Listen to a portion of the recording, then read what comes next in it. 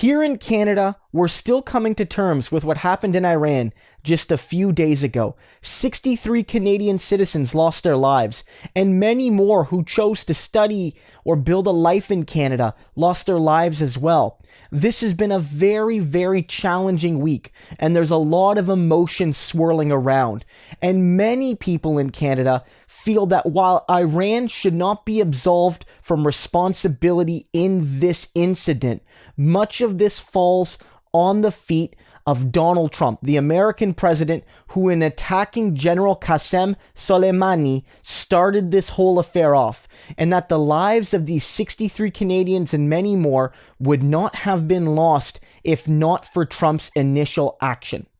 This is a viewpoint that many Canadians hold, but the reason I'm making this video in particular is that a Canadian CEO took to his corporate Twitter account to air such concerns. Michael McCain of Maple Leaf Foods, one of Canada's biggest corporations, one of Canada's most iconic corporations, went on Twitter and in very raw, emotional, yet I feel relatable language, spoke of how a lot of Canadians are feeling right now given what happened in Iran. And I want to read out his tweets in entirety. I'm Michael McCain, CEO of Maple Leaf Foods, and these are personal reflections. I am very angry, and time isn't making me less angry.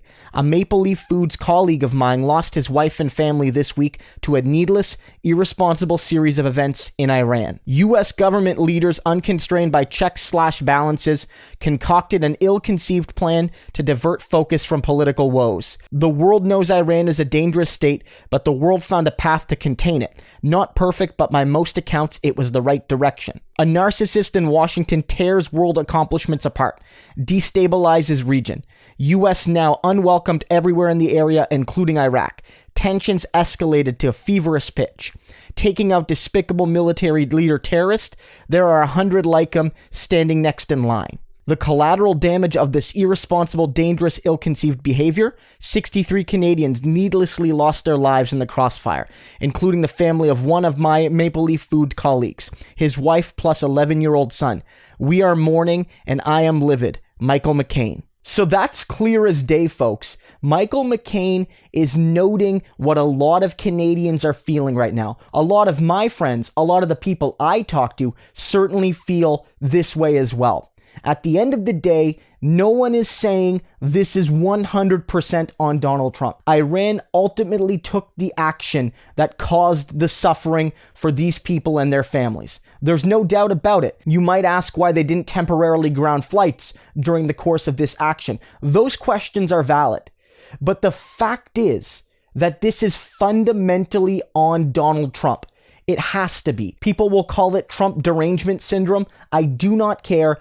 Donald Trump undertook an action which was effectively an act of war against the state of Iran, which a president cannot do unilaterally. As Bernie Sanders and as Republican Mike Lee have noted, this is not the sort of action that belongs to the president. It belongs to the Congress and the Senate of the United States. And in that rash and unconstitutional action, he added further destabilization to a region. He put a country on the brink, and that country responded. And in that response, whether you agree with it or not, that response led to innocent people losing their lives. Innocent people from a third-party country. Unacceptable from my perspective. And Michael McCain makes a great point.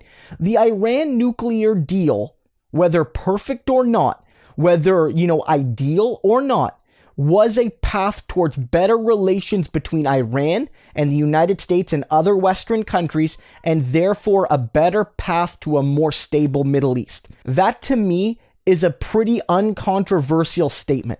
I'm not a huge fan of Barack Obama. I've criticized Barack Obama and his legacy, his neoliberalism, a ton on this channel. But at the end of the day, that was one of his good moves, was to make that deal and to help build a more cooperative relationship with Iran. A relationship that would add more stability to the region, a relationship that wouldn't allow hardline radicals to continue to, bask in Iran's isolation as a tool to further control the population. It was, by most accounts, a good move. And with that deal collapsing, and with the actions by Donald Trump against Soleimani in Iraq, that has shown to me that he does not fundamentally understand or care about how to provide stability in a very crucial region for not just the United States, but for much of the world. This remark here, some people will be against it. A lot of Trump supporters I know are already lining up to critique Maple Leaf Foods, to critique Michael McCain. I've already seen some boycott Maple Leaf food hashtags floating around. But fundamentally, from my perspective, these remarks are correct. These remarks, while emotional, are perfectly appropriate in their emotionality.